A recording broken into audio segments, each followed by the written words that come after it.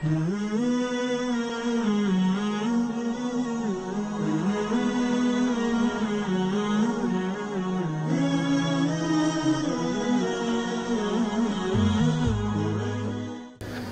ngi leen di yeggal ne fii nun am nañu coono fii bu mag ndax village fii ci village Darou Salam am nañ coono ndax ndox mi dañ koy aay bu jigéen nekkee jigéen wérul dañ ko koy aay ndax dafa am korom boo demee ba nga xam ne léegi am nga lu mel ne diabète dañ la koy aay soo amee tension dañ la koy aay toujours ma sunu dëkk yi dañuy dem di gas ay séyaan yoo xam ne toujours am na fi benn at am na séyaan yu fi rey ay nit sax ndax dañu ma bàcc seen kaw te loolu nag métti na ci ñun lool métti na ci ñun sunu sañoon daanu am fu nu naan loo xam ne lii daanaanu mën a naan te fekk amuñu coono dëkk bi ngeen jaar wallahi ajimi dañuy sif ñoom am nañu ay oto dawal belloo jënd fa ndox ñi ñu fa aay ndox ñu di koy naan bu jeekee ñu defaat ko ñi amul oto nag seen ngal nu ñuy def loolu moo tax lii ñu bëgg yàlla dimbali nu mu dàq li ngeen di def yàlla na leen ci yàlla dimbali wa salaam. fan ngeen doon jëlee ndox amul fu ngeen koy jëlee. bu ndox amul danaa dox fii lu mat 8 kilomètres. waaw. danaa dem buudi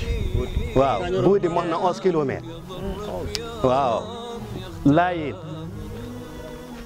foofu la ndox de mooy deuxième foofu mos na 13 wala 14 wala 15 nun nattu na ko waaye xam na ne mos na ko ndax boo fi jógee 7 heures soob balaa nga del si fii midi daaj passé tuuti boo fa taxawee tuuti rang rek balaa nga ñëw fii dañu añ ba pare boo demee da ngay jënd ndox mi mais su loolu benn yi sax dañuy jënd ndox mi waaye ndax ndox mi su nekkoon nu sant waaye ndox mi dafa nakkari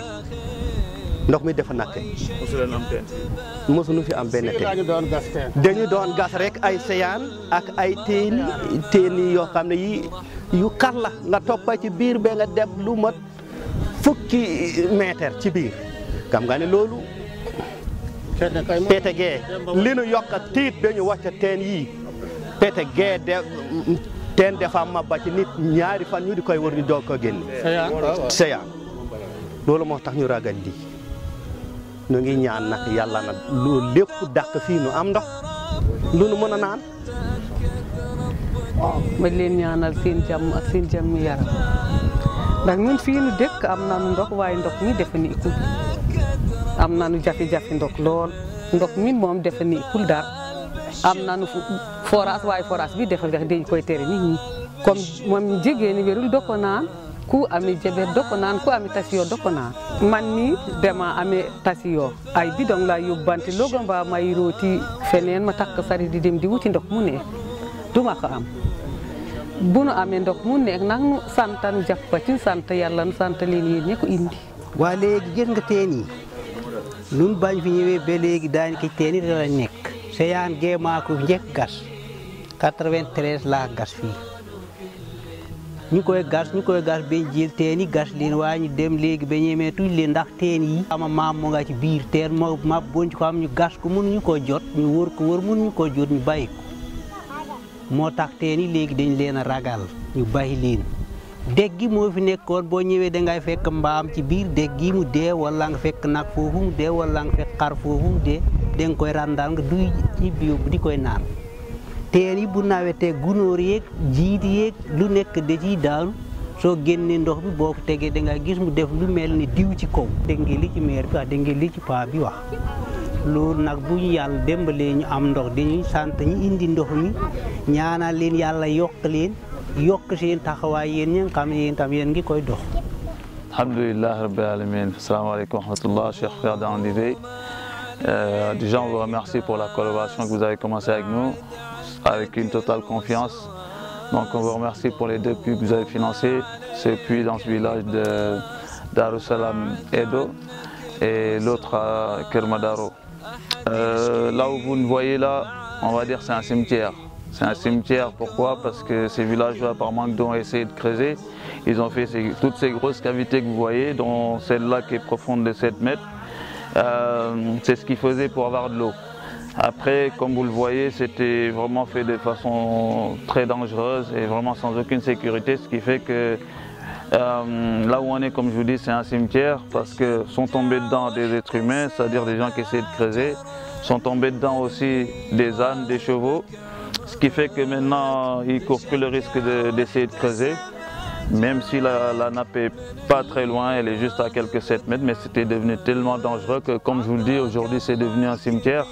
Donc mieux vaut éviter. Mais alhamdulillah, Allah vous a mis sur leur chemin. Donc avec le financement que vous avez fait, Inch'Allah, ils vont commencer à creuser et bi'Iznillah avoir un puits bien sécurisé qui pourra durer peut-être une centaine d'années,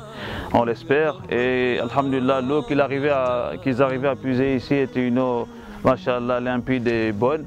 Donc, bi'Iznillah, le puits que vous allez leur faire, Inch'Allah, va leur servir. Ils ont le forage qui les alimentait en eau, mais l'eau est tellement mauvaise que les femmes enceintes se voyaient interdire de boire cette eau, ainsi que tous les malades du cœur, tout ça. Donc cette eau vraiment n'est pas bonne pour leur santé. Mais bi'Iznillah, avec le puits que vous allez faire, bi'Iznillah, tout ceci va, en tout cas ça va les soulager. Ce serait bien que vous-même vous soyez ici pour voir vraiment comment ils vous remercient et tout l'espoir qu'ils portent en vous. Vous n'êtes pas là, nous on essaie de vous représenter, mais on ne peut que filmer, vous montrer, mais leur émotion, on ne pourra jamais vous refléter ça. En tout cas, si vous avez le temps de venir visiter ces villageois, je crois qu'ils vous montreront leur reconnaissance. On invoque Allah qui facilite ces travaux et que de ce puits qu'on va faire bi'Iznillah sortira une eau abondante. Jazakumullah khair. تفاءل بالشفاء تفاءل بالشفاء تفاءل بالشفاء تفاءل بالشفاء وتلقى مطمن روحك وقلبك